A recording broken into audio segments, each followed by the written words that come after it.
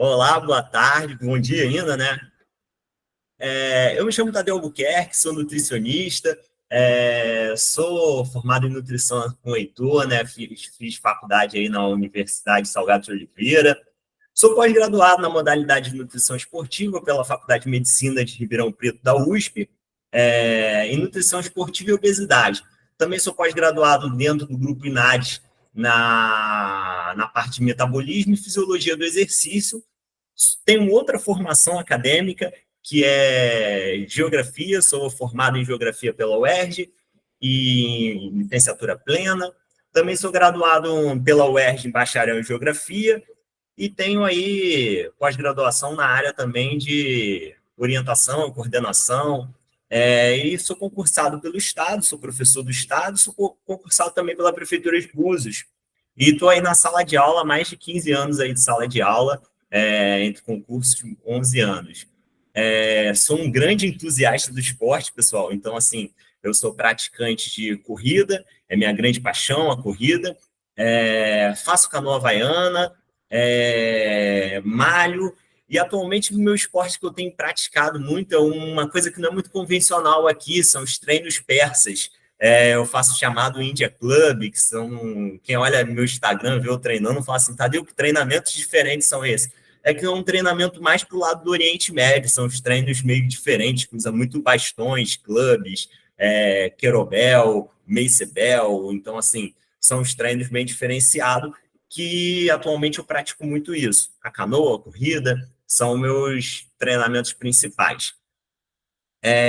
Mas aí o que eu trouxe para vocês hoje? Falar para a gente sobre estratégias nutricionais para mulheres no esporte.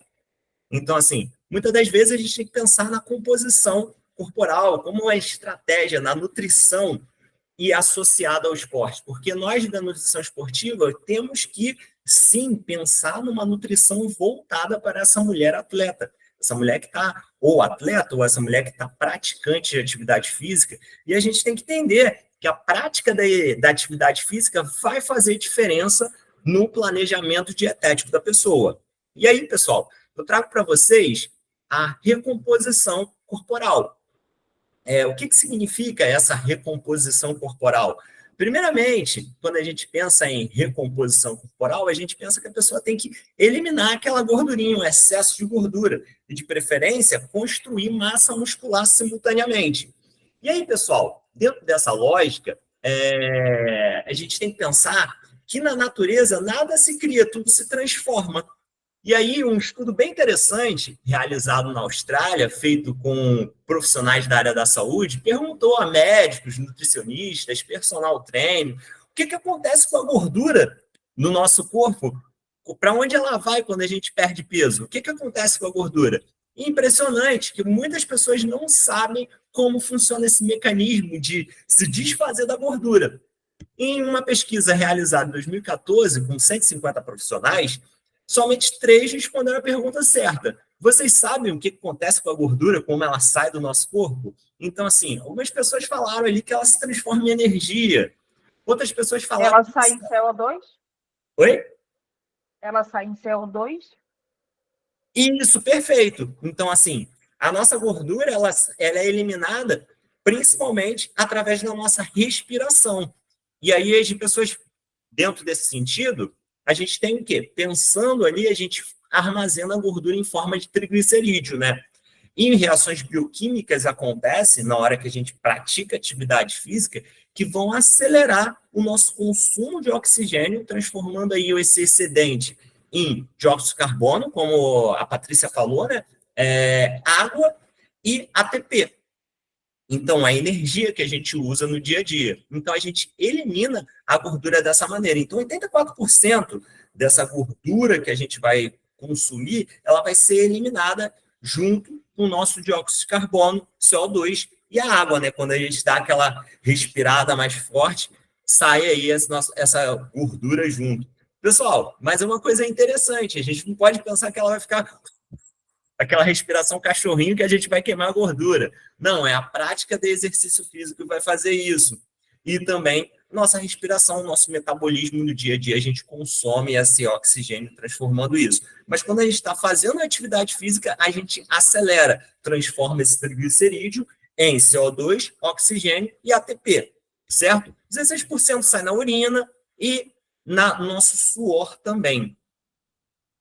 E aí a gente falar um pouquinho sobre gordura, pessoal. Existem dois tipos de gordura. A gordura marrom, que é uma gordura boa, que essa eu nem vou ficar falando aqui para vocês, e a gordura branca, que é essa gordura que a gente tem mais necessidade de perder. A gordura branca ela vai ser dividida em gordura visceral, que é essa gordura, que é chamada gordura dura, né? Aquela gordura que está entranhada entre as nossas vísceras.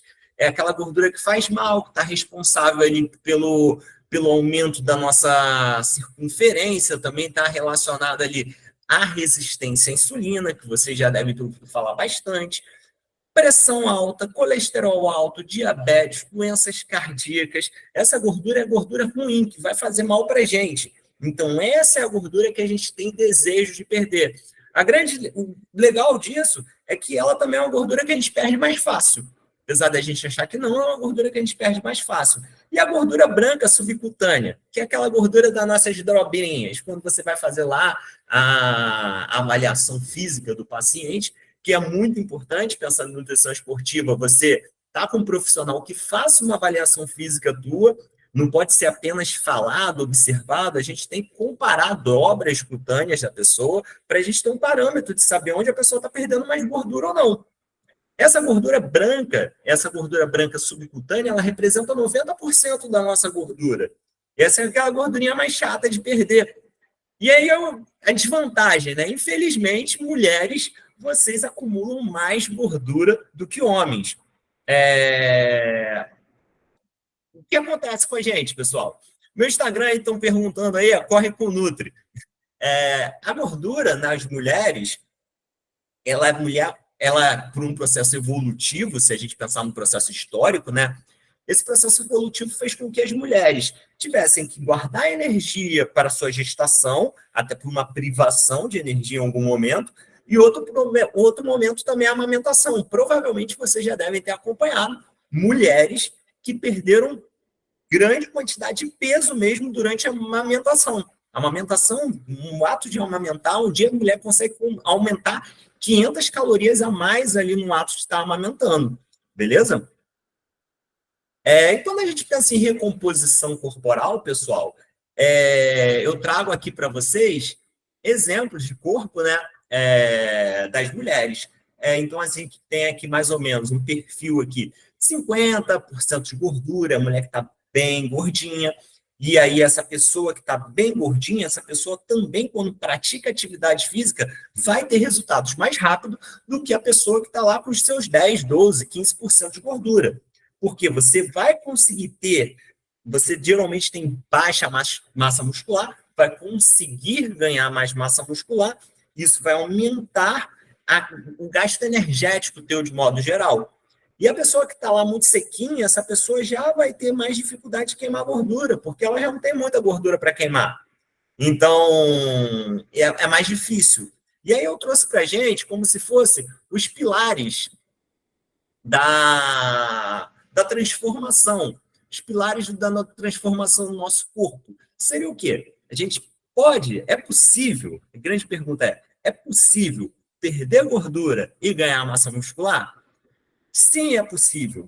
Se você, dependendo do seu percentual de gordura, isso é muito mais fácil. Mas a gente tem que pensar em estratégias nutricionais e esportivas para cada tipo de pessoa.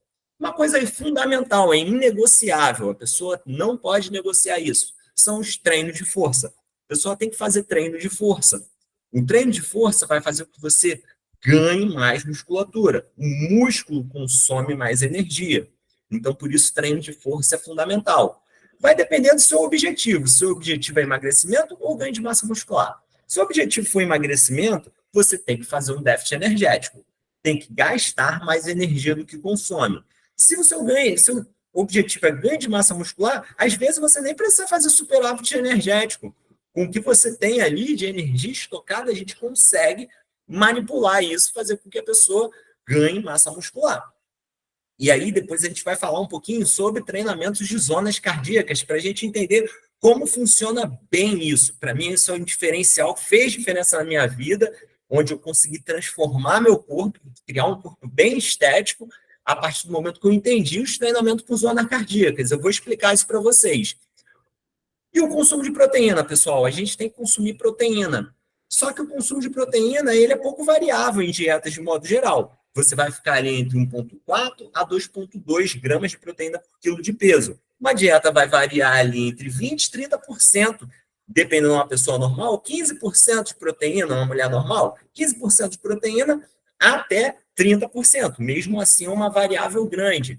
Dependendo do seu objetivo, você vai colocar mais proteína, dependendo do objetivo, pode ser menos proteína, certo? Lembrando, o excesso de proteína também vai virar gordura, então a gente não pode se exceder uma dieta só de proteína. Carboidrato é importante na dieta, carboidrato vai gerar energia para a gente.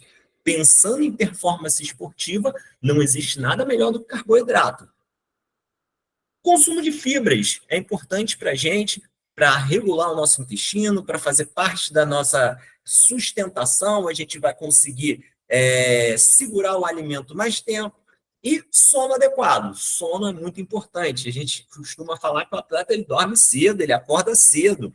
Então, assim, anoiteceu já é meio para a gente dormir. O nosso corpo, fisiologicamente, é preparado para dormir à noite, não para ficar acordado à noite. E aí eu trouxe para a gente aqui uma tabelinha mostrando mais ou menos aí a escala, né, da distribuição do percentual de gordura aí para cada faixa etária e perfil de pessoa, se é atleta, se é bom, se é ruim, faixa etária. Então, só para a gente ter um pouquinho de ideia. E agora vamos falar do que o ponto alto aqui da nossa apresentação, que eu acho que é o que a gente quer saber, né? Como a gente vai ter... Opa, foi demais.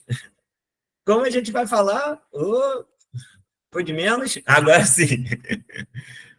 Fala, isso para mim, gente, aí uma particularidade minha, foi um divisor de águas para mim como praticante de atividade física, foi um divisor de águas para mim entender essa lógica do batimento cardíaco para o treinamento faz muita diferença. E se você é nutricionista, se você é praticante de atividade física, às vezes muitas pessoas me falam assim, poxa, Tadeu, eu sou corredor igual você, mas eu não consigo ficar de tanquinho igual você. Como é que você conseguiu ficar com a barriga de tanquinho?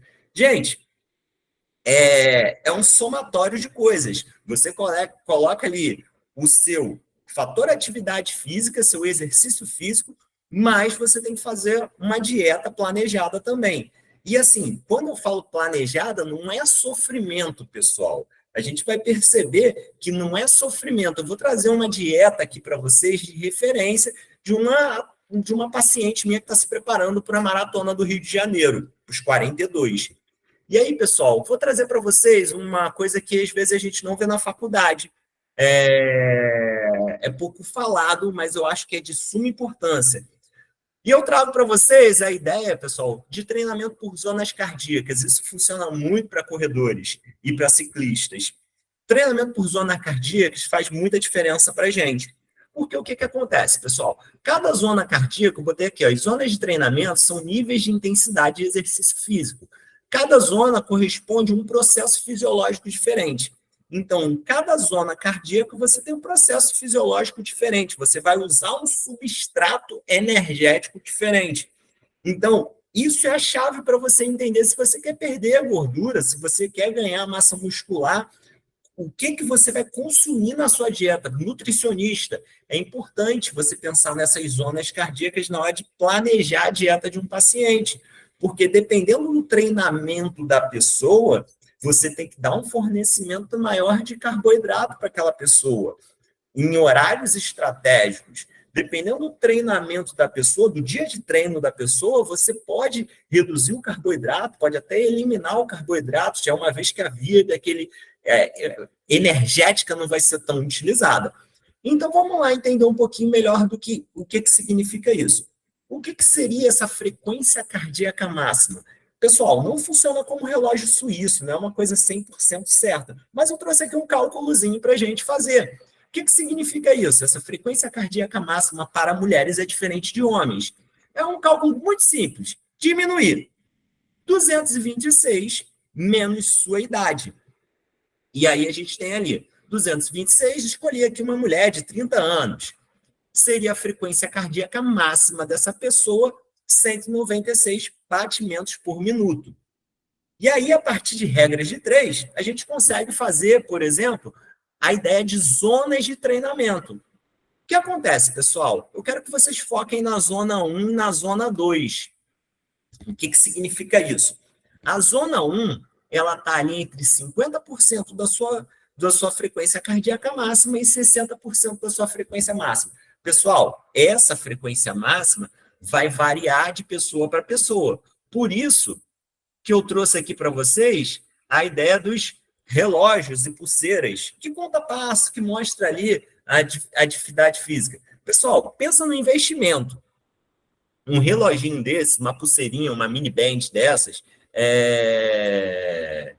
Fitband, desculpa, Fitbit, desculpa, tem várias marcas diferentes, tem da Xiaomi, tem Polar, tem Garmin, tem de tudo que é jeito, pessoal.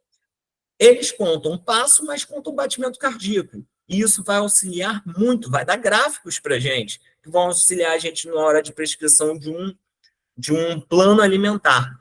Pessoal, vale muito a pena, é um investimento barato, você compra aí por R$ 200, às vezes até menos, Mercado Livre, e você tem os mais especializados, né? Por exemplo, o Garmin, que é tipo uma grife de relógio de esporte, né? GPS, muito comum as pessoas usarem um Garmin no mundo esportivo. E aí mostra aqui, por exemplo, ó, zona cardíaca, ele está aqui usando, dividido em 5 zonas, 1, 2, 3, 4, 5, muito parecido com o que a gente tem aqui, a divisão por zonas cardíacas.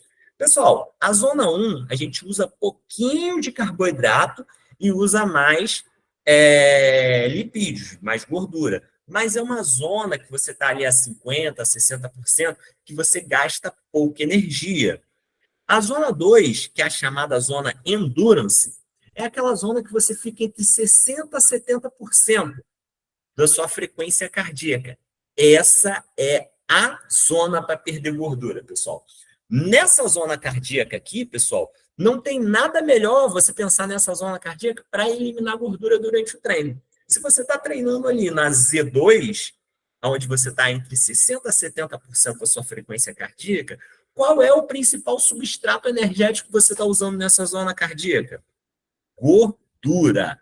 Se você quer eliminar gordura, você não pode treinar em aquela intensidade. Eu vivo falando para todo mundo da importância de um treino fofo.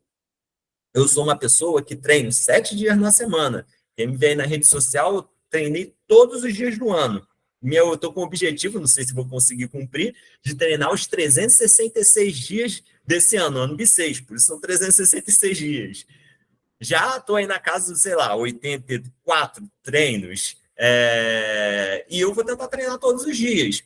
E aí, pessoal, não posso treinar em intensidade todos os dias, é muito óbvio isso. Quando você treina na Z2, essa zona de endurance, 60% a 70%, você vai ter um gasto energético maior. Em cima do quê? De gordura. Então, essa zona é uma zona que você queima muita gordura. Quando você entra na zona 3, o que acontece? A zona 3 ela já é uma zona que a gente chama de glicolítica.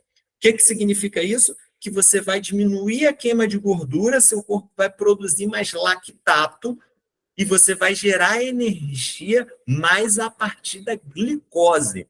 Então, assim, você tem o seu glicogênio estocado na sua musculatura. O que é glicogênio, Tadeu? Glicogênio é a sua reserva de energia que tem ali no seu músculo, no seu fígado ali estocado. Glicogênio. Então, a gente tem o quê? Quais são os tipos de... O que é? E desculpa, perdi aqui a pergunta. Depois então me falar as perguntas aí. Então, perguntas, desculpa. Oi? Pode deixar que eu vou, depois que acabar, eu falo as perguntas. Então beleza. Na Z3, a gente vai usar mais o carboidrato. Então, assim, ou o carboidrato que você consumiu, a glicose que você consumiu, ou aquela que está estocada no seu organismo. Quando a gente chega, você já está fazendo mais força, você está treinando a 70%, 80% da sua frequência cardíaca máxima. Geralmente, quando você faz um esporte de endurance, você usa muito essa Z3 aqui.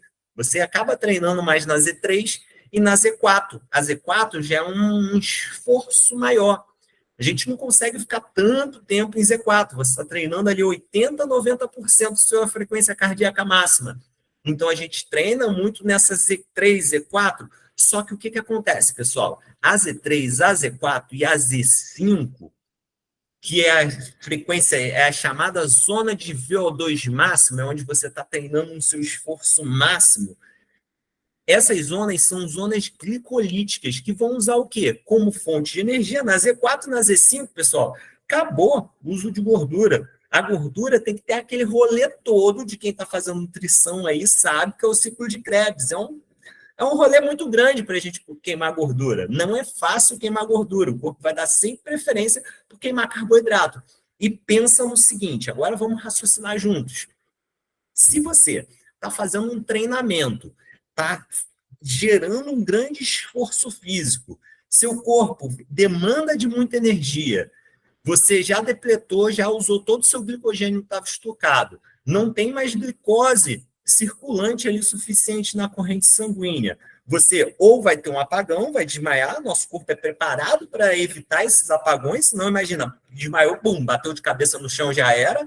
Então a gente evita esse desmaio, nós temos mecanismos para evitar isso. Um desses mecanismos é a gliconeogênese, que é fazer o quê? Fazer energia a partir de tudo, piruvato, gordura, aminoácido, músculo. Então, o nosso corpo começa a gerar energia desesperadamente a partir de qualquer coisa. Nesse momento, pessoal, e nesse momento que você está na zona 4, e está na zona 3, zona 4, zona 5, você tem a possibilidade, se você não tem glicose mais circulante, você vai começar a quebrar músculo para gerar energia. Seu corpo começa a gerar energia a partir de aminoácido, fazer glicose a partir da quebra muscular. Então, você começa a gerar energia a partir de corpos cetônicos, você começa a gerar energia a partir de aminoácidos. Então, assim, você começa a ter um catabolismo muscular, perda de massa magra, que é o que a gente geralmente não quer. Então, geralmente, o que acontece? Nesses momentos, a gente tem que suplementar carboidrato de alto índice glicêmico para a pessoa, para o atleta. Porque essa pessoa precisa consumir carboidrato para não começar a catabolizar, quebrar massa muscular. Deu para entender isso um pouquinho, gente? E agora eu vou falar um pouquinho aqui para vocês da alimentação.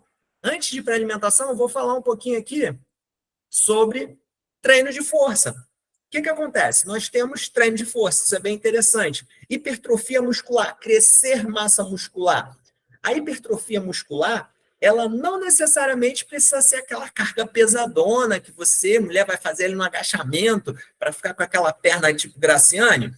Então, independente se você faz 2 repetições ao seu esforço máximo, ou se você faz 30 repetições, se você consegue gerar fadiga muscular, você vai chegar, vamos dizer, aquela coisa que a gente fala da falha, você consegue, principalmente falha concêntrica, né?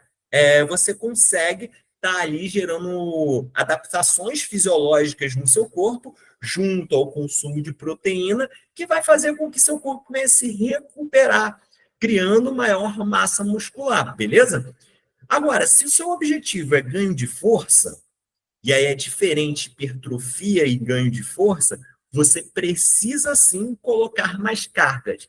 E aí, quando a gente fala de ganho de força, é o quê? A gente precisa estar usando 80% da sua carga máxima. E esse ganho de força, pessoal, pode ser na musculação, pode ser no crossfit, mas pode ser na corrida, pode ser na natação, pode ser no vôlei, pode ser no futevôlei. É aquele que você está dando o seu máximo ali. Geralmente, pouco intervalo de tempo, porque a gente não consegue ficar muito tempo nessas zonas. Então, a gente está dando o máximo da nossa força. Beleza? Agora, falar sobre alimentação, pessoal.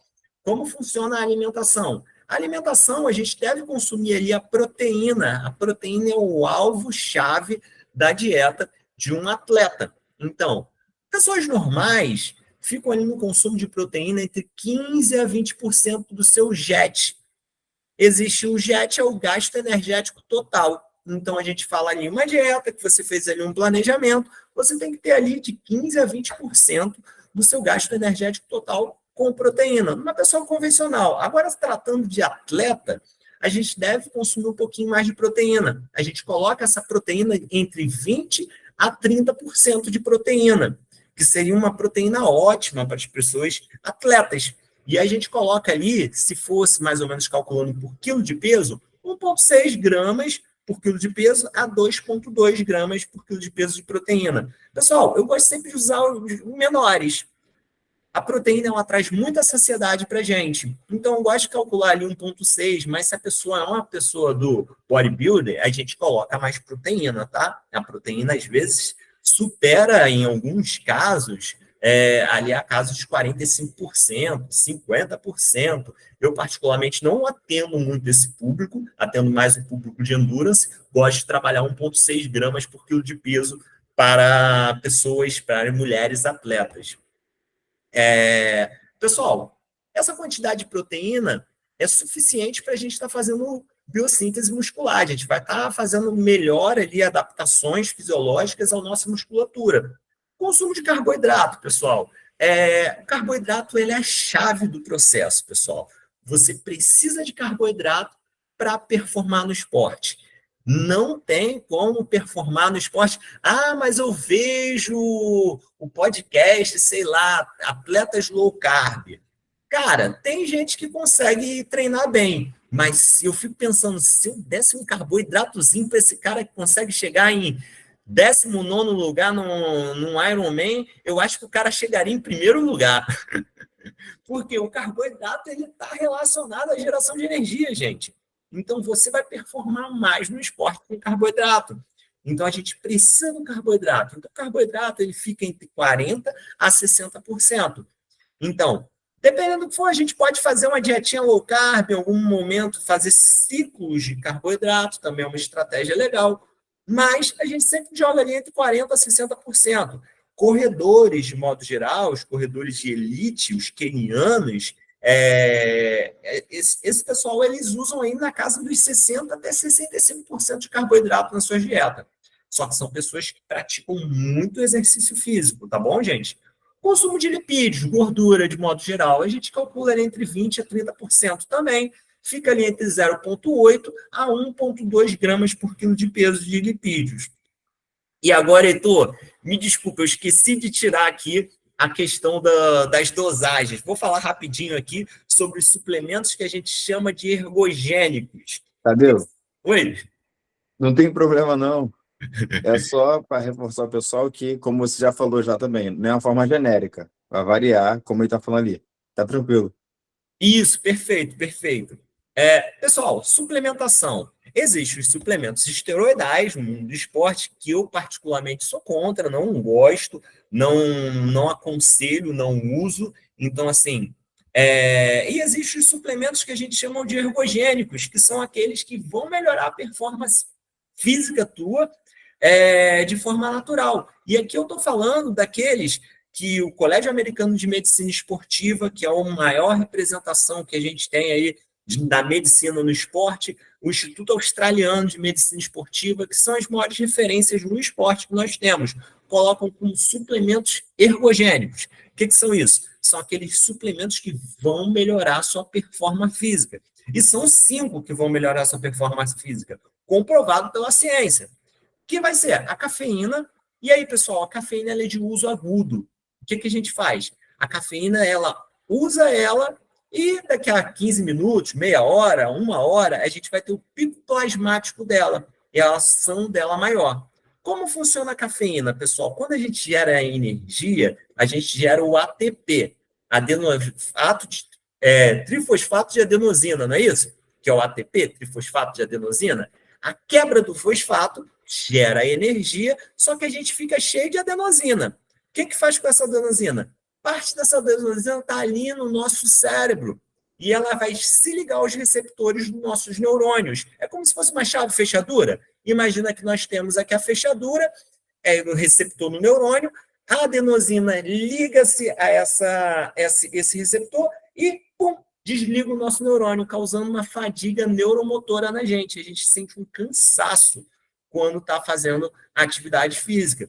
E o que a cafeína faz? A cafeína é como se fosse uma chave similar, aquela chave mestra, que ela vai se ligar a esses receptores de adenosina, porque ela tem um formato parecido, a estrutura parecida, se liga impedindo o desligamento desse neurônio. Então, faz com que a gente consiga treinar por mais tempo.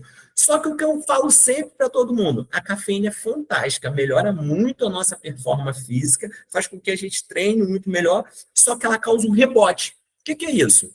Você continua liberando adenosina no seu cérebro ali, continua tendo um ambiente cheio de adenosina. Quando acaba a meia-vida da cafeína, o que acontece? Ela vai se ligar rapidamente a esses receptores e você vai sentir um cansaço. Eu costumo falar que a cafeína ela pega emprestada essa energia lá da frente da gente. Então, assim, usou a cafeína, sabe que depois você vai ter um cansaçozinho natural depois. Betalanina, pessoal. A betalanina ela é de uso crônico. O que significa isso? Que você vai ter que usar ela todos os dias. A betalanina ela causa um efeito tamponante. O que é esse tamponamento da betalanina? Ela se liga aos íons de hidrogênio, fazendo com que a gente não sinta aquela acidose. Sabe quando você está treinando e sente tudo queimar? A betalanina impede essa queimação, né? Porque ela se liga aos íons de hidrogênio, impedindo essa acidose. O hidrogênio que causa acidez intracelular. Então, ela reduz essa acidose dentro da célula. E aí a gente tem a betalanina, aí é bom falar que ela causa a chamada parestesia. Alguém aí já tomou suplemento com betalanina deve saber o que é a parestesia, né? É um formigamento que causa na nossa pele. A betalanina, ela causa tipo um formigamento. Tem gente que odeia. Eu, particularmente, adoro o efeito da betalanina, aquele formigamento. Eu falo, caramba, pré-treino bateu, agora eu vou treinar bem. Então, a betalanina causa esse efeito chamado de parestesia. Por isso, a gente fragmenta a betalanina. A gente toma ela de dosagem fragmentada, café da manhã, almoço, janta. A gente vai dividir essas doses, porque senão o efeito da parestesia pode ser muito grande. Dura ali 20 minutos, meia horinha essa parestesia. Bicarbonato de sódio, pessoal. Bicarbonato de sódio, Tadeu. Bicarbonato de sódio, existe muita evidência científica falando sobre bicarbonato de sódio. É muito parecido com a betalanina, só que em vez de causar essa tamponamento na célula, ela vai causar na corrente sanguínea. Ela faz com que a gente diminua a acidose sanguínea. Então, a gente consegue treinar por mais tempo. Mas, atenção, o que acontece com o bicarbonato de sódio? O bicarbonato de sódio ele causa um desconforto gástrico muito grande. Eu, por exemplo, não prescrevo para ninguém, porque eu tenho medo de prescrever bicarbonato de sódio. Eu já tentei tomar várias vezes, em dosagens diferentes. A dosagem aqui, eu botei para vocês, a dosagem é grande, pessoal. Daria ali, eu tenho 80 quilos, daria ali na casa umas 15 gramas de bicarbonato de sódio. É muito bicarbonato de sódio. Isso causa um desconforto, me dá diarreia, me dá um enjoo, fico embrulhado, fico cheio de gases. Então, assim, não é legal o bicarbonato de sódio. Tem que tentar tomar com doses menores, que não seriam nem as doses recomendadas, mas ela causa um desconforto muito grande, pelo qual eu não aconselho as pessoas usarem o bicarbonato de sódio, tá bom? E aí a gente tem o nitrato. O nitrato, ele ficou muito famoso nas Olimpíadas de Sydney, porque onde faltou beterraba no lugar, porque o nitrato ele é um importante vasodilatador. Ela vai ser convertida às bactérias presentes na nossa boca, e aí quem usar o nitrato, eu sempre falo isso, as pessoas falam, que nojinho, Tadeu, porque as bactérias que tem na nossa boca, que tem no nosso intestino, vão fazer a conversão do nitrato em óxido nítrico. Esse óxido nítrico que é o vasodilatador poderoso que a gente quer. Então, o que acontece, pessoal? Não vai treinar, vai correr, vai malhar, vai usar um nitrato com suplemento caro, não é barato. Você evita escovar o dente, vai bafudo para o treino, porque essas bactérias da boca vão converter 30% ali do nitrato em óxido nítrico. E vai fazer essa vasodilatação. Por que a vasodilatação é legal? Porque ela vai levar mais oxigênio para suas células, beleza? E aí a gente tem a creatina. A creatina é aquela coisa, né? O suplemento mais estudado, a creatina todo mundo sabe um pouquinho sobre creatina. A gente pode usar creatina em crianças, mulheres que estão amamentando, pode usar creatina. Mulheres, por exemplo, existem estudos sobre a creatina falando sobre o feto que não está tendo desenvolvimento, crescimento, o uso da creatina para a mulher que está ali no momento da gestação, que o feto não está ganhando tamanho, porque a creatina ela atua diretamente nas nossas mitocôndrias. E como ela atua nas mitocôndrias, ela atua no momento da respiração celular, pelo qual a gente não tem oxigênio.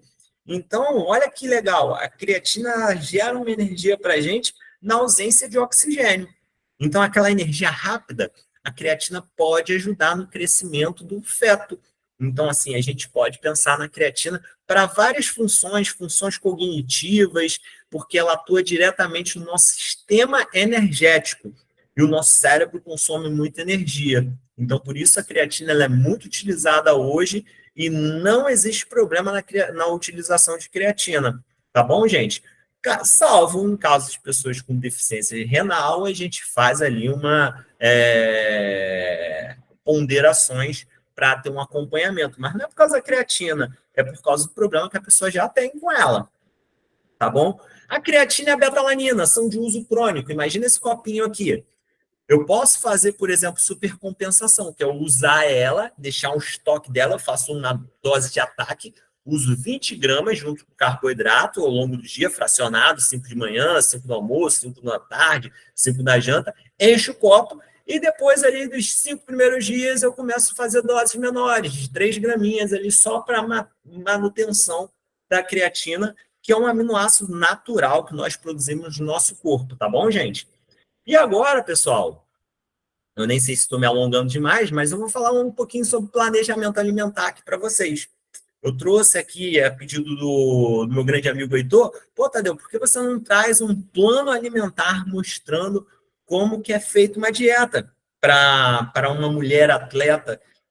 Eu trouxe aqui o caso de uma paciente minha que está se preparando para a Maratona do Rio. Ela é saudável, ela é treinada, mas, assim, como todas as pessoas, ainda mais quem está treinando, querem perder um pouquinho de gordurinha aqui, outro ali, mas ela é bem natural, bem normal o peso dela. E a gente pensa o quê? Em déficit energético, pouca coisa, ou até a manutenção, só que a gente tem que pensar que são dietas diferentes para momentos diferentes do seu treinamento, tá bom? O que eu gosto de falar? Se você é estudante, nutrição, a gente tem que ter um esqueleto. A gente faz um esqueleto dessa dieta da pessoa.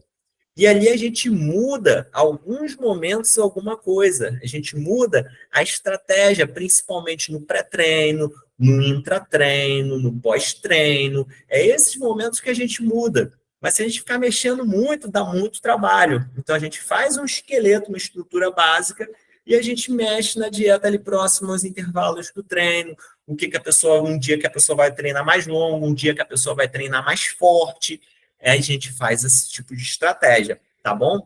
Trouxe aqui para vocês um exemplo. Ela é corredora, né? Corredores geralmente acordam muito cedo para treinar, por causa do sol, gente. E as pessoas que me acompanham aí vê que eu acordo às vezes 4 horas da manhã para ir treinar, e acordo bem, disposto, os outros me xingam na rede social e tudo aí, porque eu gosto de treinar cedo.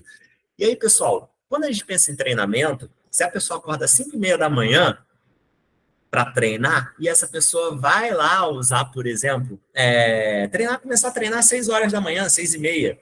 Pessoal, a gente quer o carboidrato para essa pessoa performar, para essa pessoa ter uma treinabilidade melhor, mas olha só, a gente tem que pensar em estratégias que coloquem carboidrato de alto índice glicêmico. Eu costumo dizer que ao longo do dia a gente quer tudo baixo índice glicêmico, mas se a pessoa vai treinar, a gente quer alto índice glicêmico. Eu tive um pouco de dificuldade para entender isso na minha vida. O que seria esse índice glicêmico tão falado o tempo todo pela gente na universidade? O índice glicêmico é a velocidade que esse alimento que você está consumindo vai ser transformado em energia. Então, pensa comigo. Se você acordou às 5h30, vai treinar às 6h30, Você quer que esse alimento fique fazendo digestão na sua barriga há muito tempo? Ou você quer aquela energia para ontem? Você quer aquela energia o mais rápido possível. Então, nesse momento, e somente nesse momento, a gente quer uma energia rápida. Então, a gente vai pensar em alimentos de alto índice glicêmico. Como, por exemplo, a banana madura. Aquela banana madurinha, ela tem alto índice glicêmico. Então, ela vai te fornecer uma energia rápida.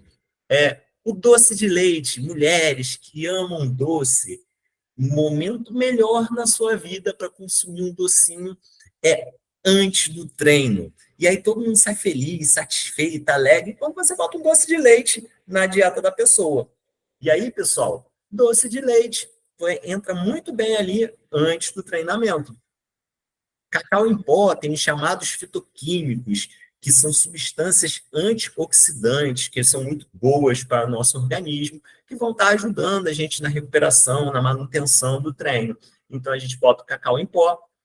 E aqui eu entro com a creatina, mas eu entro com a creatina, pessoal, faço um adendo aqui para vocês. Eu uso a creatina até um mês antes da competição. Por que isso, Tadeu? Por que você tira a creatina? Porque a creatina ela causa, sim, uma retenção líquida dentro da gente. Então, uma experiência própria minha, eu consigo perder 1,5 kg a 2 quilos só de tirar a creatina. Se como o esporte dela alvo aqui é a corrida de longa distância, é a maratona que ela quer, são 42 quilômetros correndo, é uma distância grande pra caramba, qual o objetivo dela? É correr. Quanto menos peso a gente carregar, melhor. Então, o que eu faço? Um mês antes, eu tiro a creatina. E essa creatina ainda continua tendo alguns estoquezinhos ali no nosso corpo, mas você tem uma perda de peso mais rápido. Mas enquanto você está usando ela, você está ganhando mais força, você está ganhando mais musculatura, por isso que a gente usa a creatina. Betalanina. A betalanina nós já explicamos, né? Um tamponante que vai fazer com que você resista mais tempo no seu treino. Geralmente são treinos mais rápidos, treinos de tiro ela funciona melhor, treinos até 4, 5 minutos funcionam melhor, mas ela vai fazer efeito também nos treinos mais longos. Pode usar a betalanina. Café. E aí a gente pode usar o café preto, porque ela gosta de usar o café, eu acho ótimo a pessoa que gosta de usar o café, não tem problema nenhum. Ou usar, por exemplo, a cafeína, que melhora muito a performance esportiva. E às vezes algumas pessoas vão falar assim, pô, Tadeu, mas cafeína e creatina junto, pode? Então, não existe nada na literatura que comprove, apesar de às vezes você ver um muso da vida falando alguma coisa do tipo, que comprove que não pode usar creatina com a cafeína, tá bom, gente? Então, assim, até agora ainda não saiu nada dizendo isso. Pode ser que no futuro venha a sair, mas até hoje não tem nenhuma comprovação que impeça a gente usar cafeína e creatina junto. Mas a gente pode usar o café coado, que ela toma só o café mesmo, e aí a gente pensa num pós-treino. Treinou, chegou, acabou o treino, o que a gente coloca ali? Ela é uma pessoa que tem uma certa dificuldade de consumir algumas proteínas, e mesmo assim eu consegui fazer uma dieta meio uma dieta levemente hiperproteica para ela, melhor dizendo. A gente usa o whey protein, gente. O whey protein, ele não melhora a ergogenicidade, eu botei lá na foto para vocês, mas ele não melhora a performance física nossa, mas ele ajuda na recuperação nossa, ajuda a gente a bater macronutrientes, a gente tem dificuldade de bater proteínas diariamente, atingir esse 1,6, 2,2 gramas de proteína por quilo de peso é difícil, então assim, uso um meio medidor com ela, 15 gramas de proteína, água e maçã. A maçã é porque ela é uma fruta que ela gosta. E aí a gente usou a maçã aqui com ela. Poderia ser banana, poderia ser kiwi, poderia ser fruta que fosse. Mas a gente precisa de um carboidrato pós-treino também. E aí a gente vai para o café da manhã dela. Café da manhã, a gente vai usar pão de forma, tofu. Tofu, Tadeu? Tofu é porque ela gosta de tofu, gente. Poderia ser ovo, poderia ser queijo, mas ela gosta do tofu, então a gente vai usar o que o paciente quer. Tofu. E aí, tofu, alface, milho cozido, cenoura. Pessoal, cenoura, milho, tem densidade calórica baixa, pessoal. Explora isso, bota na dieta da pessoa, coloca Coca-Cola zero. E eu deixei a Coca-Cola zero aqui. Por quê? Pessoal, se o paciente gosta de refrigerante, se o paciente quer tomar Coca-Cola zero, dá a bendita da Coca-Cola zero para ela. Por quê? Eu, particularmente, odeio gosto de adoçante. É a única coisa que eu faço ressalva para as pessoas em relação a frutas, refrigerantes, bebidas muito doces, consumo de doce, é que a gente tenta consumir ele com alguma proteínazinha para lentificar esse impacto. Mas quando a gente pensa em refrigerante, pessoal, muita gente fala assim, poxa, refrigerante, ele é zero, não tem calorias, mas ele estimula a nossa insulina. A insulina ele é um hormônio muito anabólico da gente. E a insulina, se você consumiu, por exemplo, uma Coca-Cola zero sozinha ali, houve um estímulo à sua produção de insulina, como meio que você se enganasse seu cérebro. Entende? Que você está consumindo um doce, sua boca vai mandar uma informação para o seu pâncreas que vai chegar glicose. Seu pâncreas vai liberar um rio de insulina para dar conta. O que a insulina faz? Ela pega essa glicose e joga dentro da célula. Seu pâncreas vai dar um rio de insulina ali, não chega glicose. Seu pâncreas vai fazer o quê? Vai mandar informação, ó. Gente, libera comida, traz comida para a gente. Estimula um outro hormônio chamado grelina, que é o hormônio da fome. Ih, que hormônio com nome feio, é esse mesmo, grelina, hormônio da fome. E aí, pessoal, a grelina, ela estimula a nossa fome. Por isso que eu não gosto de usar, por exemplo, consumir carboidratos simples longe do treino ou em algum momento que você não está consumindo outras coisas. Se você está perto do treino, beleza. Se você está longe do treino, eu prefiro botar uma proteína, uma gordurinha junto e tudo mais. São estratégias que a gente usa. Mas a gente deixa a Coca-Cola zero aqui, tomate. A composição do pós-treino dela com o café da manhã trouxe para a gente proteínas, carboidratos, que vão trazer uma dieta mais equilibrada para ela. O almoço. O almoço a gente usa natural, carne. Olha interessante aqui, pessoal. Eu não botei arroz, porque ela não faz questão de consumir arroz. Isso facilita muito a nossa vida se a pessoa quer perder peso. Porque, por exemplo, 100 gramas de arroz equivale, caloricamente pensando, 220 gramas de batata inglesa cozida. Você consegue comer o dobro de batata consumindo a metade de calorias do que seriam o arroz. Então, às vezes, a gente tira o arroz da dieta ou reduz o arroz. Só da gente mexer no arroz da dieta da pessoa, a gente consegue ter uma manobra muito grande na dieta das pessoas. Batata inglesa, feijão, brócolis, salada. E eu botei um chocolatinho amargo, porque ela gosta de doce, falei isso para vocês.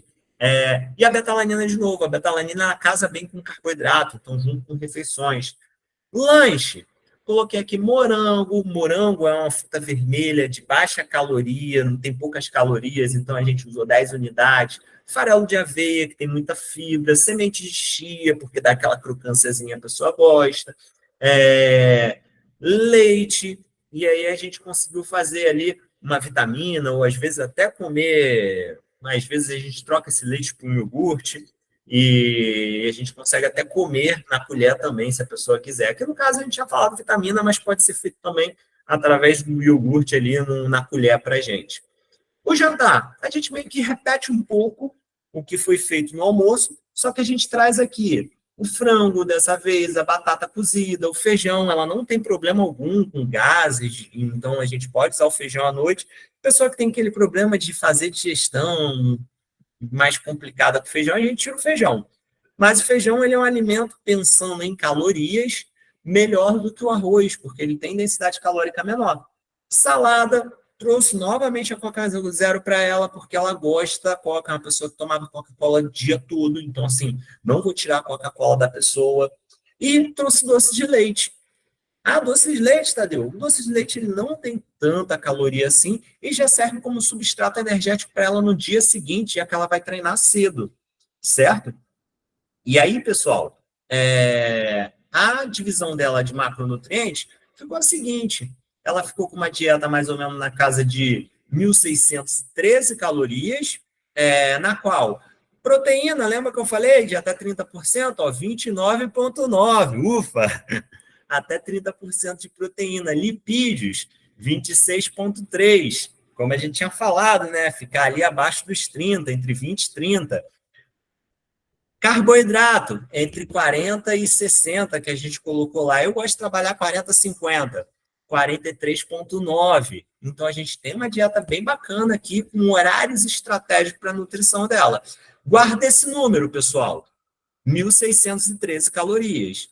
Lembra que eu falei que ela é uma atleta que está treinando para a Maratona do Rio? Então, a gente tem que pensar no treino de final de semana, que é um treino muito pesado, extenuante. O que acontece aqui com a gente, pessoal? Treino de final de semana. Pré-treino, a gente continua com um pré-treino normal, ou às vezes, se a pessoa está na pressa, a gente pode usar o suco de uva integral, pessoal. O suco de uva integral é cheio de calorias, fitoquímicos, mas calorias boas, tá, gente? Carboidrato. Mas se você quer perder peso, toma cuidado, não vai ficar tomando suco de uva, que ele é muito calórico, densidade calórica alta, alto índice glicêmico, mas para perto do treino é excelente, gestão rapidíssima e fornece muita energia. Então, ela faz treinos delas de tiro e treinos mais fortes terça e sexta e final de semana. E aí, quando a gente pensa, ela vai usar um ou outro, o intratreino dela, nos dias de treino longo, ao longo de final de semana, a gente coloca ali 2 gelzinhos de carboidrato, que seria o quê? Cada gelzinho de carboidrato tem ali mais ou menos 20 gramas de carboidrato.